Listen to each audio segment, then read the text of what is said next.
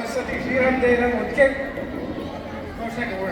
श्रीराम जय राम ನಾನು ಶುರು ಮಾಡ್ತೀನಿ ಅನ್ಸುತ್ತೆ ಎಲ್ಲರೂ श्रीराम जय राम जय जय राम श्रीराम जय राम जय जय राम श्रीराम जय राम जय जय राम श्रीराम जय राम जय जय राम श्रीराम जय राम जय जय राम श्रीराम जय राम जय जय राम श्रीराम जय राम जय जय राम श्रीराम जय राम जय जय राम श्रीराम जय राम जय जय राम श्रीराम जय राम जय जय राम राजा रामचंद्र की जय ಘೋಷ ಹೆಂಗಿರ್ಬೇಕು ಅಂದ್ರೆ ಮಂತ್ರಿ ಆತ್ಮದಿಂದ ಅಯೋಧ್ಯೆ ರಾಮನೆಲ್ಲ ಮುಟ್ಟಬೇಕು ಭಗವಂತನಿಗೆ ತಿಳಿಸ್ಬೇಕು. ನಾವು ಖುಷಿಯಾಗಿರೋ ವಿಚಾರ ಭಗವಂತನ ಮುಟ್ಟಬೇಕು. ಮತ್ತೊಂದು ಸತಿ ಬೋಲೋ ಶ್ರೀ ರಾಮಚಂದ್ರ ಮಹಾರಾಜ್ ಕಿ ಜೈ ಶ್ರೀರಾಮ್ जय जय श्रीराम ಜೈ ಶ್ರೀರಾಮ್ जय जय श्रीराम ಜೈ ಶ್ರೀರಾಮ್. जय जय श्रीराम ಎಲ್ಲ ರಾಮ ಭಕ್ತರಿಗೂ ರಾಮಸೇವೆ ಮಾಡ್ತಿರೋದಕ್ಕೆ ಇಲ್ಲಿ ಬಂದು ಉಪಸ್ಥಿತರಿರೋದಕ್ಕೆ ಧನ್ಯವಾದಗಳು. ಮೊನ್ನೆ ಸಭೆಯಲ್ಲಿ ನನಗೆ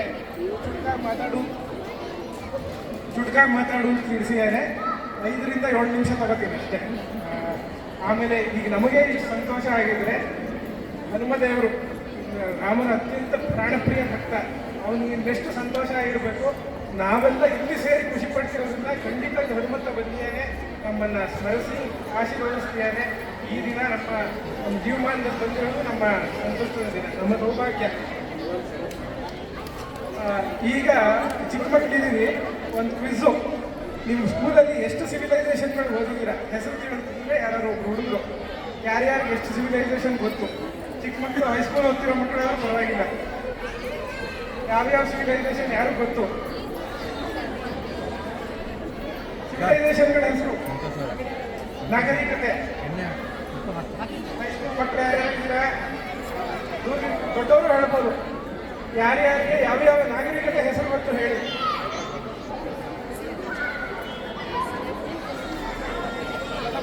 ಕರೆಕ್ಟು. ನೆಕ್ಸ್ಟ್ ಹರಪ್ಪ ನಮ್ಮ ನಾಗರಿಕತೆ, ಸಿಂಧು ನಾಗರಿಕತೆ.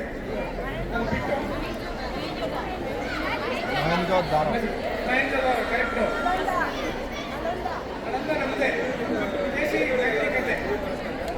ಸರಿ, ಈಗ ಹೇಳ್ತಿದ್ರೆ 8 ಮುಖ್ಯ ಸಿವಿಲೈಸೇಷನ್ಗಳು: ಮೆಸೊಪೊಟೇಮಿಯನ್, ಈಜಿಪ್ಷಿಯನ್, ಮಾಯನ್ ನಮ್ಮದು, Vedic civilisation, Roman, Greece, Persian ನಮ್ಮ ಪಕ್ಕ ಮುಖ್ಯವಾಗಿ, ಮತ್ತು ಚೈನಾ. ಇಷ್ಟು ಸಿವಿಲೈಸೇಷನ್ ಗಮನಿಸಿರೋದ್ರಲ್ಲಿ ಉಳಿದಿರೋ ಸಿವಿಲೈಸೇಷನ್ ಯಾವುದು? ಈಗ ಇಷ್ಟು 8 ಸಿವಿಲೈಸೇಷನ್ ಗಮನಿಸಿರೋದ್ರಲ್ಲಿ ಉಳಿದಿರೋ ಸಿವಿಲೈಸೇಷನ್ ಯಾವುದು? ನಮ್ದೊಂದೇ ಸಿಂಧು ನಾಗರಿಕತೆ, ವೈದಿಕ ನಾಗರಿಕತೆ.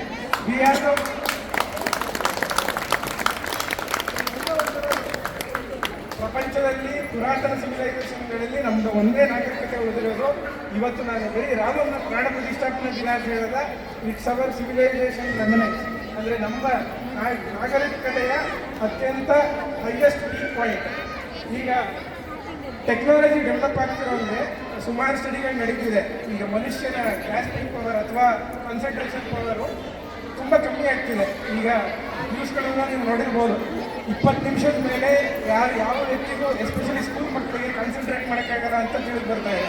ಆದ್ದರಿಂದ ಸ್ಕೂಲ್ ಪೀರಿಯಡ್ನು ಸಹ 20 ನಿಮಿಷಕ್ಕೆ ಕಮ್ಮಿ ಮಾಡಬೇಕು ಅಂತಿದ್ದಾರೆ.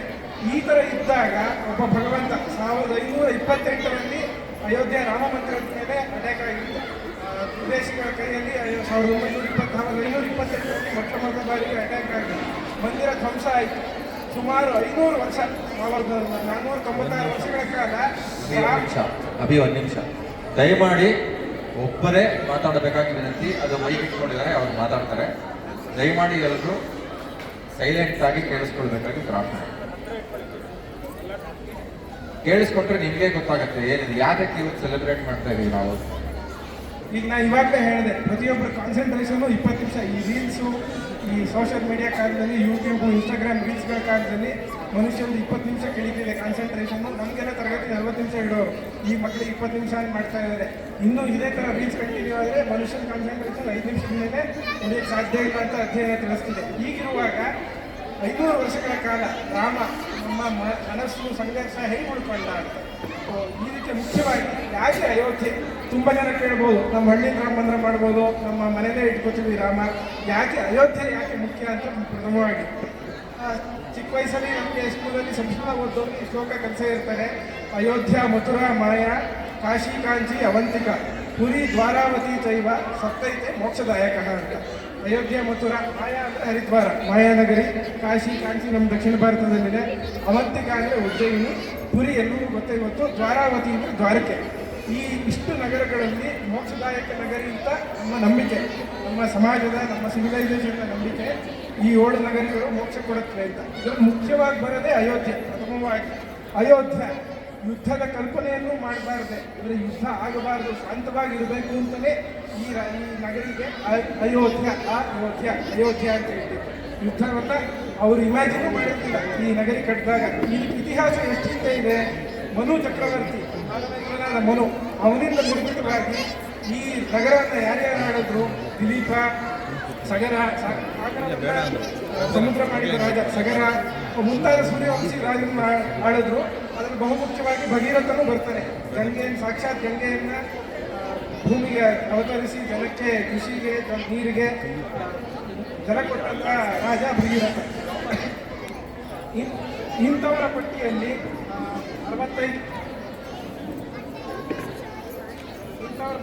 65ನೇ ಪ್ರಭು ಶ್ರೀರಾಮ ದಾಶರಥಿಯಾಗಿ ಅವತರಿಸಿದಾಗ ಮೋಕ್ಷ ನಗರಿ ಅಯೋಧ್ಯೆ. ಆದ್ದರಿಂದ ಅಯೋಧ್ಯೆ ಅಲ್ಲದೆ, ರಾಮ ಹುಟ್ಟಿದ ಜಾಗದಲ್ಲದೆ, ಮೋಕ್ಷ ನಗರಿಯಲ್ಲದೆ, ನಮ್ಮನ್ನ ಇಂಥ ಆಳಿದ ಸೂರ್ಯವಂಶಿ ರಾಜರುಗಳಲ್ಲದೆ ಇನ್ನೆಲ್ಲಿ ಹುಟ್ಟಿದ ಜಾಗದಲ್ಲಿ ಕಟ್ಟಿದರೆ ಜನ್ಮಸ್ಥಳದಲ್ಲಿ ಇನ್ನೆಲ್ಲಿ ಮಂದಿರ ಕಟ್ಟಬೇಕು. ಆದ್ದರಿಂದ ಅಯೋಧ್ಯೆಯಲ್ಲಿ ಇವತ್ತು ಪ್ರಾಣ ಪ್ರತಿಷ್ಠಾಪನೆ ಆಗಿದೆ. ಯಾರು ಪ್ರಭು ಶ್ರೀರಾಮ? ಇದೆಲ್ಲ ಕೇಳಿಸ್ಕೋಬೇಕು ಮಕ್ಕಳು ಎಸ್ಪೆಷಲಿ.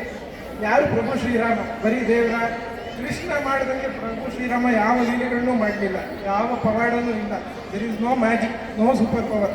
ಆದರೂ ರಾಮ ಇಷ್ಟು ವರ್ಷಗಳಾದರೂ ತ್ರೇತಾಯುಗದಿಂದಲೂ ನಮಗೆ ಯಾಕೆ ರಾಮನ ಮೇಲೆ ಇಷ್ಟು ಭಕ್ತಿ ಇರುತ್ತೆ? ಈಗ ಯಾರೋ ನಮ್ಮನ್ನ ಹೊಗಳಿದ್ರೆ, ಈಗ ನಮ್ಮ ತಂದೆ ತಾಯಿ ಹೊಗಳಿದ್ರೆ, ಮಕ್ಕಳನ್ನ ನಾವು ಹೊಗಳಿದ್ರೆ, ದೊಡ್ಡವ್ರನ್ನ, ಇಲ್ಲ ಈ ಪರಿಚಯದವರು ಸಂತೋಷ್ ದಿನ ಅಪ್ರಮೇಯನ ವದನ್ ಸರನ್ನ ಹೊಗಳಿದ್ರೆ, ಇಲ್ಲ ನಾವು ಅವ್ರನ್ನ ಹೊಗಳಿದ್ರೆ ಉತ್ಪ್ರೇಕ್ಷೆ ಅಲ್ಲ. ಆದರೆ ಯಾರು ನಮ್ಮ ವಿರೋಧಿಗಳು, ನಮ್ಮನ್ನ ಕಂಡ್ರೆ ಆಗ್ತಿರೋರು, ಅವರು ನಮ್ಮ ಬಗ್ಗೆ ಏನು ಅನ್ಕೋತಾರೆ? ಈ ಒಂದು ಪ್ರಸಂಗ ಹೇಳ್ತೀನಿ. ಶೂರ್ಪಣಕಿ ಮೂಗು ಕುಯ್ದಿರುತ್ತೆ. ರಾವಣಕ್ಕೆ ಶೂರ್ಪಣಕಿ ಬಂದು ಈ ಥರ ತೊಂದರೆ ಕೊಟ್ಟ ಅಂತ ರಾಮ ಲಕ್ಷ್ಮಣ ಅಂತ ಹೇಳಿರ್ತಾರೆ. ಆವಾಗ ರಾವಣ ಮಾರೀಚ ಸಹಾಯಕ್ಕೆ ಹೇಳ್ತಾನೆ, ಮಾರೀಚ ಈ ಥರ ರಾಕ್ಷಸ ಕುಲಕ್ಕೆ ಸಂಕಟ ಬಂದಿದೆ, ಲಕ್ಷ್ಮಣ ಅನ್ನೋನು ಶೂರ್ಪಣಕಿ ಮೂಗು ಕುಯ್ದಿದ್ದಾನೆ, ರಾಮನ್ನ ಹತ್ಯೆ ಮಾಡಿ. ರಾವಣ ತುಂಬ ದೂಷಿಸ್ತಾನೆ, ರಾವಣ ತುಂಬ ಬೈತಾನೆ, ಹೇಳಬಾರ್ದಂತ ಹೇಳ್ತಾನೆ. ಅವಾಗ ಮರೀಚ ಹೇಳೋದು ಒಂದೇ, ನಿಮಗೆ ತಪ್ಪು ಕಲ್ಪನೆ ಇದೆ. ಮರೀಚ ಹೇಳೋ ಶ್ಲೋಕ ವಾಲ್ಮೀಕಿ ರಾಮಾಯಣದಲ್ಲಿ ಬರುತ್ತೆ, ತಿಳ್ಕೋಬೇಕು.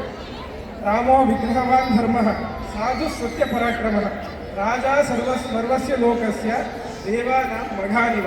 ಅಂದರೆ ರಾಮೋ ವಿಗ್ರಹವಾನ್ ಧರ್ಮ. ರಾಮ ಅಂದರೆ ಎಂಬಾಡಿಮೆಂಟ್ ಆಫ್ ಧರ್ಮ, ಅಂದರೆ ಧರ್ಮದ ಮೂರ್ತಿ ರೂಪ. ಸಾಧು ಅಂದರೆ ತುಂಬ ಸಾಧು ಮನುಷ್ಯ, ಒಳ್ಳೆಯವನು, ಸತ್ಯವಂತ, ಪರಾಕ್ರಮ ಅಂದರೆ ಇಡೀ ಲೋಕದಲ್ಲೇ ಪರಾಕ್ರಮಿ. ರಾಜ ಸರ್ವಸ್ಯ ಲೋಕಸ್ಯ, ಎಲ್ಲ ಲೋಕಗಳಿಗೂ ರಾಜ. ದೇವಾನ ಮಘಾನಿವ, ದೇವತೆಗಳಿಗೆ ಇಂದ್ರನಿಗಿಂತಲೂ ಮೇಲು. ಅಂದರೆ ಈಗ ಇಲ್ಲಿ ಇನ್ನೊಂದು ಹಿರಿಯರಿಗೆ ಧರ್ಮ ಅಂದರೆ it's not Semitic religion. PV ಕಾಣೆ ಅವರು ಸಂಗ್ರಹ ಮಾಡಿದ್ದಾರೆ. ಧರ್ಮ ತುಂಬ ಸೀರೀಸ್ ವಾಲ್ಯೂಮ್ಸ್ ಇದೆ. ಧರ್ಮ ಅಂದರೆ ಇಟ್ಸ್ ನಾಟ್ ರಿಲಿಜನ್, ಮತ, ಜಾತಿ, ಪಂಥ ಯಾವುದೂ ಅಲ್ಲ. ಧರ್ಮ ಅಂದರೆ ಏನೇನು ಇಷ್ಟು ಮಾಡಿ ನೀವು ಸುಮ್ಮನೆ ಈ ಧರ್ಮಶಾಸ್ತ್ರದಲ್ಲಿ ನಾವು ಓದಿರೋದ್ರಿಂದ ಯಾಜ್ಞವಲ್ಕ್ಯ ಸ್ಮೃತಿ ಮತ್ತು ಅರ್ಥಶಾಸ್ತ್ರದಲ್ಲಿ ಹೇಳಿದ್ರೆ ಕಾಮನ್ ಪಾಯಿಂಟ್ಸ್: ಅಹಿಂಸೆ, ಸತ್ಯ, ಶೌಚ, ಅನಸೂಯ, ಕ್ಷಮೆ, ಆಸ್ತೆಯ ಅಂದರೆ ಕದಿದೇ ಇರೋದು, ಇಂದ್ರಿಯ ನಿಗ್ರಹ ಅಂದರೆ ದಮ ಮತ್ತು ದಾನ. ಈ ಥರ ಮನುಷ್ಯ ನಾವೆಲ್ಲ ರಾಮ ಒಳಗೂಡಿಸ್ಕೊಂಡಿದ್ರಿಂದಲೇ ರಾಮನಿಗೆ ವಿಗ್ರಹವಾನ್ ಧರ್ಮ.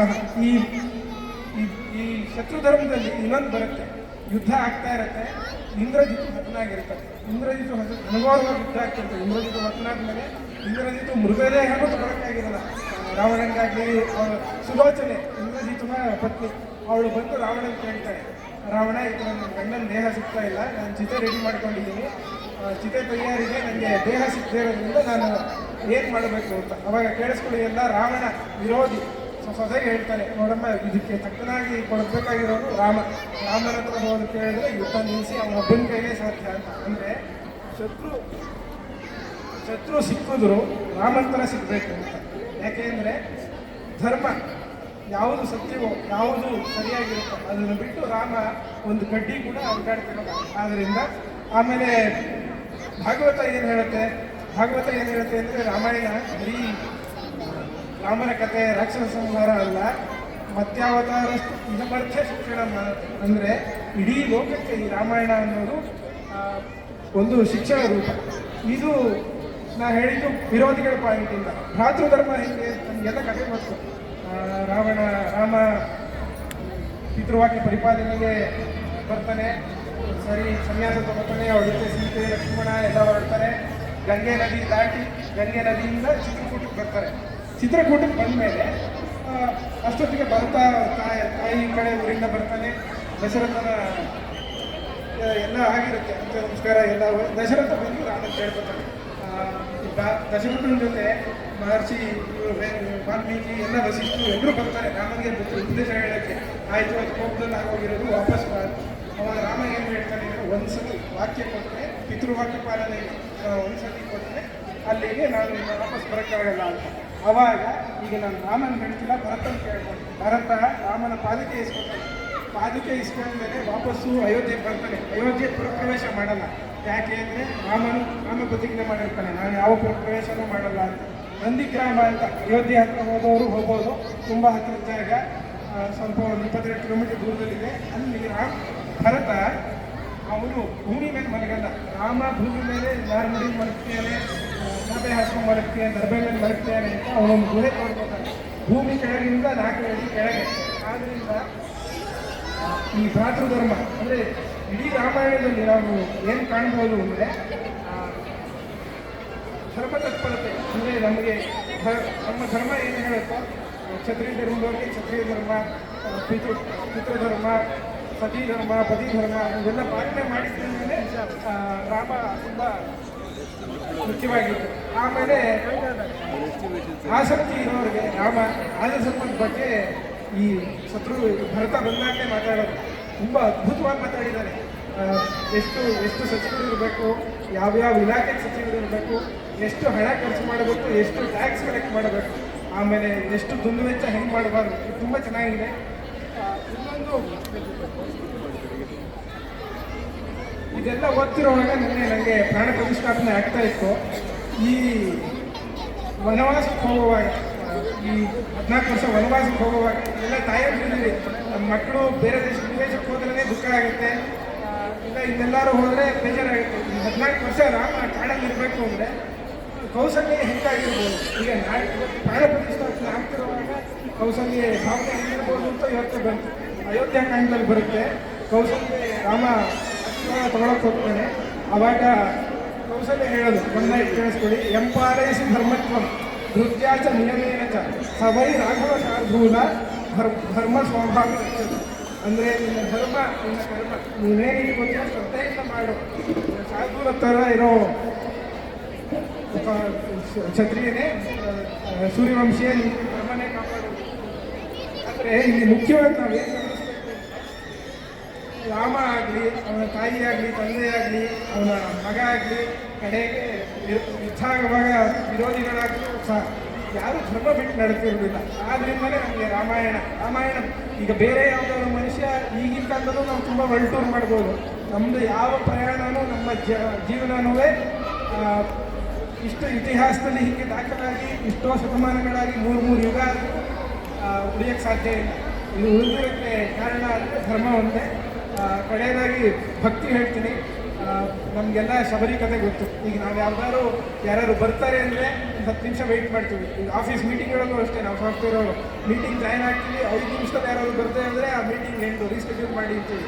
ಆದರೆ ಶಬರಿ ತಿಳ್ಕೊಳ್ಳಿ, ರಾಮ ವನವಾಸ ಶುರು ಮಾಡಿ ಪಂಚವಟಿ ಬರೋ ಹೊತ್ತಿಗೆ, ನಾಸಿಕ್ ಹತ್ರ ಬರೋ ಹೊತ್ತಿಗೆ 12 ವರ್ಷ ಆಗೋಗಿರುತ್ತೆ. ಶಬರಿಗೆ ರಾಮನಿಗೆ ಸೀತಾಪರಣ ಆಗೋದಾಗಲಿ, ರಾಮ ದಕ್ಷಿಣಕ್ಕೆ ಬರ್ತಾನೆ ಆಗಲಿ, ನಾಸಿಕ್ ಕಡೆಯಿಂದ ಕೆಳಗೆ ಬರ್ತಾನೆ ಆಗಲಿ, ಯಾವ ಐಡಿಯಾನೂ ಇರೋಲ್ಲ. ನಮ್ಗೆ ಯಾರನ್ನ ಒಂದು 10 ನಿಮಿಷ ಲೇಟ್ ಆದರೆ ನಾವು ಹೊರಡ್ತೀವಿ, ಕಾಯಕ್ಕೆ ಮನಸ್ಸೇ ಇರೋಲ್ಲ. ಇನ್ನೊಂದು ಅರ್ಧ ಗಂಟೆಗೆ ಸಿಗ್ತಾರೆ, ಇಲ್ಲ ನಮ್ಗೆ ಏನಾದ್ರು ಸಿಗುತ್ತೆ ಅಂತ ಗ್ಯಾರಂಟಿ ಇದ್ದರೆ ಮಾತ್ರ ನಾವು ಕಾಯೋದು. ಆದರೆ ಶಬರಿ ಚಿಕ್ಕ ವಯಸ್ಸಿಂದಲೂ ರಾಮ ದಿನ ಮನೆ ರಂಗೋಲಿ ಹಾಕೋದು, ಒಳ್ಳೆ ಹಣ್ಣು ಕಿತ್ಕೊಂಡು ಅದನ್ನು ರುಚಿ ನೋಡೋದು. ನಾನು ರಾಮ ಬರ್ತಾನೆ, ಇದರಲ್ಲಿ ಯಾವುದು ಶ್ರೇಷ್ಠವಾಗಿದೆಯೋ ಅದು ಈ ಥರ ಭಕ್ತಿ ಇದ್ದಿದ್ದರಿಂದಲೇ ರಾಮ. ಈಗ ತ್ರೇತಾಯುಗದಲ್ಲಿ ಇನ್ನೊಂದು ಭಕ್ತಿ ಅಂದರೆ ಹನುಮಂತದ ಕಥೆ ಎಲ್ರಿಗೂ ಗೊತ್ತು. ಕರ್ನಾಟಕಕ್ಕೆ ಬಂದು ಹಂಪಿಗೆ ಬಂದು ರಾಮನ ಸಿಕ್ಕಿದ ಮೇಲೆ ಹನುಮಂತ ಬಂಟ ಆಗ್ತಾನೆ. ಈಗ ನಾನು ಕಲಿಯುಗದ ಭಕ್ತಿಗೆ ಬರ್ತೀನಿ. ಈಗಿನ ನಮ್ಮ ಈ ಕರೆಂಟ್ ಪ್ರೆಸೆನ್ಸಲ್ಲಿ ಭಕ್ತಿ ಹೆಂಗಿದೆ ಅಂತ. ಅಯೋಧ್ಯೆ ಫೈಜಾಬಾದ್ ಜಿಲ್ಲೆಯಲ್ಲಿ 105 ಹಳ್ಳಿಗಳಲ್ಲಿ ಸೂರ್ಯವಂಶಿ ವಂಶಸ್ಥರಿದ್ದಾರೆ. ಅವರು 1528ರಲ್ಲಿ ಯಾವಾಗ ರಾಮ ಮಂದಿರ ಧ್ವಂಸ ಆಯಿತು ಅವತ್ತಿಂದ ಇವತ್ತಿನವರೆಗೂ ಕಾಲಿಗೆ ಪಾದರಕ್ಷೆ ಮತ್ತು ಕ್ಷತ್ರಿಯರಿಗೆ ಕಿರೀಟನೇ ಶೋಭೆ. 500 ವರ್ಷಗಳ ಕಾಲ ಆ ಜನಾಂಗದವರು ಕ್ಷತ್ರಿಯರು ಕಿರೀಟನ ತೊಟ್ಟಿರಲಿಲ್ಲ. ಇವತ್ತು ರಾಮ ಮಂದಿರ ಪ್ರಾಣ ಪ್ರತಿಷ್ಠಾಪನೆ ಆದಮೇಲೆ ಆ ಜನಾಂಗದ ಈಗ ನಮ್ಮ ಜನರೇಷನ್ ಇನ್ನೂ ಚಿಕ್ಕ ಜನರೇಷನ್ ಅವರು ಚಪ್ಪಲಿ ತೋಟದಲ್ಲೇ ಹಾಗೆ ಓಡಾಡ್ತೀವಿ. ಈಗ ರಾಮ ಮಂದಿರ ಇದು ಭಕ್ತಿ ಅಂದರೆ ರಾಮ ಬರ್ತಾನೆ. ಅವ್ರಿಗೂ ಅಷ್ಟೇ, ಯಾವಾಗ ಬರುತ್ತೆ, ಸುಪ್ರೀಂ ಕೋರ್ಟ್ ಯಾವಾಗ ವರದಿ ಕೊಡುತ್ತೆ, ಸರ್ಕಾರ ಯಾವಾಗ ಟ್ರಸ್ಟ್ ಮಾಡುತ್ತೆ, ಟ್ರಸ್ಟ್ ಯಾವಾಗ ರಾಮ ಮಂದಿರ ಕಟ್ಟುತ್ತೆ, ಯಾರು ಯಾವ ಪರಿಗಣನೂ ಇಲ್ಲ. ಇಷ್ಟಿಂದ ಹೋದ್ರೂ ಅವರು 500 ವರ್ಷ ಕಾಯ್ತಾ ಇದ್ರು. ಯಾಕೆಂದರೆ ರಾಮ ಬರ್ತಾನೆ ಅಂತ ಗೊತ್ತಿತ್ತು, ಅದರಿಂದ ಕಾಯ್ತಾ ಇದ್ರು. ಛತ್ತೀಸ್ಗಢದಲ್ಲಿ ರಾಮನಾಮಿ ಅಂತ ಒಂದು ಟ್ರೈಬಲ್ ಜನಾಂಗ ಇದೆ. ಅವರು ತಮ್ಮ ಇಡೀ ದೇಹದ ಮೇಲೆ ಮಗನ ಮೇಲೆ ಪೂರ್ತಿ ರಾಮನ ಹೆಸರಾಕಿಸ್ಕೊತಾರೆ. ಅವರು ಎಲ್ಲಿ ಹೋಗ್ಬೇಕಾದ್ರೂ ಅವರು ರಾಮನ ಹಚ್ಚೆ ಹಾಕಿ ಹೊರಡೋದು. ಆಮೇಲೆ ಕಡೆಯದಾಗಿ ಅಯೋಧ್ಯೆಯ ಜನ ರಾತ್ರಿ ಮಲಗುವಾಗ ಇವತ್ತಿಗೂ ಒಂದು ಲೋಟ ನೀರು ಇಡ್ತಾರೆ. ಯಾರು ನಾನು ಪ್ರತ್ಯಕ್ಷ ಕಂಡೀನಿ. ನಾನು 3 ದಿವಸ ಒಬ್ಬರ ಮನೇಲಿ ಉಳಿದಿದ್ದೆ. ರಾತ್ರಿ ಒಂದು ಚೊಂಬು ಒಂದು ಲೋಟ, ಸಾಧ್ಯ ಆದರೆ ಹಣ್ಣು ಕಲ್ಸಕ್ಕರೆ ಏನಾದ್ರು ಇರ್ತಾರೆ. ನಂಬಿಕೆ ಏನು ಅಂದರೆ ರಾಮ ಏನಾದ್ರು ರಾತ್ರಿ ಬಂದಾಗ ಬಾಯಾರಿಕೆ ಆದರೆ ನಾವು ಮಲಗಿದ್ರೆ ನೀರು ಕೊಡೋಕ್ಕೆ ಸಾಧ್ಯ ಇಲ್ಲ. ಈ ಥರ ಅನೂಚಾನವಾಗಿ 500 ವರ್ಷದಿಂದ ಭಕ್ತಿ ಇರೋದ್ರಿಂದಲೇ ರಾಮ ಮತ್ತೆ ನಮ್ಮ ಮುಂದೆ ರಾಮ ಮಂದಿರ ಆಗಿದ್ದು. ಕಡೆಯದಾಗಿ ರಾಮ ಮತ್ತು ಕರ್ನಾಟಕದ ಸಂಬಂಧ ನಾವೆಲ್ಲರೂ ಗೊತ್ತು. ಕಲಿಯುಗದಲ್ಲಿ ಹನುಮಂತಾಡಿನವರು ಹನುಮ ಭಕ್ತ ಆಗ್ತಾನೆ. ಆಮೇಲೆ ಕಿಷ್ಕಿಂದ ಅಂತ ಋಷಿಮುಖ ಪರ್ವತ ಇರುತ್ತೆ, ಅಲ್ಲಿ ಸುಗ್ರೀವ ಸಿಗ್ತಾನೆ. ಸುಗ್ರೀವ ತನ್ನ ಎಲ್ಲ ಸೈನ್ಯನೂ ರಾಮಕ್ಕೆ ಯುದ್ಧಕ್ಕೆ ಕೊಡ್ತಾನೆ. ಮತ್ತು ಇದೆ ಎಲ್ಲಕ್ಕಿಂತ ಮುಖ್ಯವಾಗಿ ಶೃಂಗೇರಿ ಹತ್ತಿರ ಋಷಿಶುಕ ಮುನಿಗಳು ಹೋಗಿ ದಶರಥನಿಗೆ ಪತ್ರಕಾಮೇಷ್ಟಿ ಯಾಗ ಮಾಡ್ತಾರೆ. ಇದು ತ್ರೇತಾಯುಗದ ಪ್ರಮುಖ ಸಂಬಂಧಗಳಾಯಿತು. ಆದರೆ ಕಲಿಯುಗದ ಮುಖ್ಯ ಸಂಬಂಧಗಳು ಹೇಳ್ತೀನಿ. ಈಗ ರಾಮನ ವಿಗ್ರಹ ಕೆತ್ತಿರೋರು ನಮ್ಮ ಕರ್ನಾಟಕದ ಮೈಸೂರು ಜಿಲ್ಲೆಯ ಅರುಣ್ ಯೋಗಿರಾಜ್ ಅವರು ತುಂಬ ಸುಂದರವಾಗಿ 5 ವರ್ಷದ ಮಗುತರನ್ನೇ ರಾಮನಲ್ಲಾನ ವಿಗ್ರಹ ಕೆತ್ತಿದ್ದಾರೆ. ಆಮೇಲೆ ವಿಗ್ರಹ ದೊರಕಿರೋದು ಮೈಸೂರಿನ ಕೋಟೆ ತಾಲೂಕಿನ ರಾಮದಾಸ್ ಅವರ ಜಮೀನಿಂದ. ಸೊ ಆಮೇಲೆ ಇದೆಲ್ಲದೆ ಅಯೋಧ್ಯ ಟ್ರಸ್ಟ್ನ ಎಲ್ಲರಿಗೂ ಗೊತ್ತಿರಲ್ಲ, ಸಂಪೂರ್ಣ ಕನ್ಸ್ಟ್ರಕ್ಷನ್ ಜವಾಬ್ದಾರಿ ವಹಿಸ್ಕೊಂಡಿರೋರು ಗೋಪಾಲ್ಜಿಯವರು. ಅವರು ಕರ್ನಾಟಕದವರು. ಸಂಪೂರ್ಣವಾಗಿ ವರ್ಡಿಕ್ಟ್ ಬಂದ ದಿನದಿಂದ ಟ್ರಸ್ಟ್ ಫಾರ್ಮೇಷನ್ ದಿನದಿಂದ ಯಾವ ಕಲ್ಲು ಎಲ್ಲಿಂದ ಬರಬೇಕು ಸಂಪೂರ್ಣವಾಗಿ 4 ವರ್ಷ ಅವಿರತ ಶ್ರಮ ಗೋಪಾಲ್ಜಿಯವರಿಗೆ. ಮುಖ್ಯವಾಗಿ ನಾವು ಪ್ರಾತಸ್ಮರಣೀಯರು ಯಾರನ್ನು ನೆನಬೇಕು ಅಂದರೆ ನಮ್ಮ ಪೇಜಾವರ ವಿಶ್ವೇಶ್ವರ ಶ್ರೀಗಳು. ಎಲ್ಲರೂ ಇನ್ನೊಂದ್ಸರಿ ತಪ್ಪಾಣೆ ಕಟ್ಟಿ ಶ್ರೀಗಳು ನಮ್ಮನ್ನು ನೋಡ್ತಿದ್ದಾರೆ. ಪೇಜಾವರ ಶ್ರೀಗಳು ಇಲ್ಲದೆ ಹೋಗಿದ್ರೆ 99ರ ಕರಸೇವೆ ಆಗಲಿ 92ರ ಕರಸೇವೆ ಆಗಲಿ ಪೂರ್ಣವಾಗ್ತಿರಲಿಲ್ಲ. ಶ್ರೀಗಳು ಗಟ್ಟಿಯಾಗಿ ನಿಂತಿದ್ದಾರೆ. ಇವತ್ತು ನೋಡಿರ್ಬೋದು ಪೇಜಾವರ ಶ್ರೀಗಳು ಪೂರ್ತಿ ಗರ್ಭಗುಡಿಲೇ ಇದ್ದರು, ಮೋದಿ ಜೊತೆಗೆ ಇದ್ದರು, ಪ್ರಧಾನಮಂತ್ರಿಗಳ ಜೊತೆಗೆ ಇದ್ದರು, ಪೂಜೆ ಮಾಡ್ತಿದ್ರು. ಕರ್ನಾಟಕ ಯಾರು ನೀವು ಕೇಳಿದರೆ ದಕ್ಷಿಣ ಭಾರತಕ್ಕೂ ರಾಮನಿಗೂ ಸಂಬಂಧ ಏನು, ಅಯೋಧ್ಯೆ ರಾಮನಿಗೂ ಕರ್ನಾಟಕದ ರಾಮನಿಗೂ ನಿಮಗೂ ಏನು ಸಂಬಂಧ ಏನು ಅಂದರೆ ಇದೆಲ್ಲ ಕಲಿಯುಗದ್ದು ತ್ರೇತಾಯುಗದ್ದು ತಿಳಿಸ್ಬೋದು. ಕೊನೆಯದಾಗಿ ಹೆಚ್ಚೋಕೆ ಮುಂಚೆ 1528ರಲ್ಲಿ ಧ್ವಂಸ ಆದಮೇಲೆ ಸ್ವಾತಂತ್ರ್ಯ ಬರೋವರೆಗೂ ಬ್ರಿಟಿಷರ್ಸ್ ಬರೋವರೆಗೂ 76 ಯುದ್ಧ ಆಗಿದೆ. ಸುಮಾರು 3 ಲಕ್ಷ ರಾಮಭಕ್ತರು ಪ್ರಾಣಾರ್ಪಣೆ ಮಾಡಿದ್ದಾರೆ. ಆಮೇಲೆ 1885ರಲ್ಲಿ ಮೊಟ್ಟ ಮೊದಲ ಸಿವಿಲ್ ಕೇಸ್ ದಾಖಲಾಗಿದ್ದು 1885 ಲೋಕಲ್ ಫೈಜಾಬಾದ್ ಅಯೋಧ್ಯೆ ಕೋರ್ಟಿಂದ ಹಿಡಿದು ಫೈಜಾಬಾದ್ ಡಿಸ್ಟಿಕ್ ನ್ಯಾಯಾಲಯ, ಹೈಕೋರ್ಟ್, ಸುಪ್ರೀಂ ಕೋರ್ಟ್ ಇಷ್ಟರವರೆಗೂ ಬಂದು 2019ರಲ್ಲಿ ನಮಗೆ ರಾಮಲಲ್ಲಾನ ಪರವಾಗಿ, ನಮ್ಮ ಸಮಾಜದ ಪರವಾಗಿ, ನಮ್ಮ ನಾಗರಿಕತೆ ಸಿವಿಲೈಸೇಷನ್ ಪರವಾಗಿ ಜಡ್ಜ್ಮೆಂಟ್ ಬಂದಿದೆ. ಇದಕ್ಕೆಲ್ಲ ಹೋರಾಟ ಮಾಡಿದ ಎಲ್ಲರಿಗೂ ಹೆಸರು ನೆನಪಿಸ್ಕೊಳ್ಳೋಕ್ಕಾಗಲ್ಲ, ಸುಮಾರು ಜನ ಇದ್ದಾರೆ. ಎಲ್ಲ ಅಶೋಕ್ ಸಿಂಗರ್ಜಿಗೆ ನೀಡಿದ ಎಲ್ರಿಗೂ ನಾವು ಧನ್ಯವಾದಗಳನ್ನು ತಲುಪಿಸ್ತಾ ನನ್ನ 2 ಮಾತುಗಳನ್ನು ಮುಗಿಸ್ತೀನಿ. ಜೈ ಶ್ರೀರಾಮ್. ಜೈ ಶ್ರೀರಾಮ್.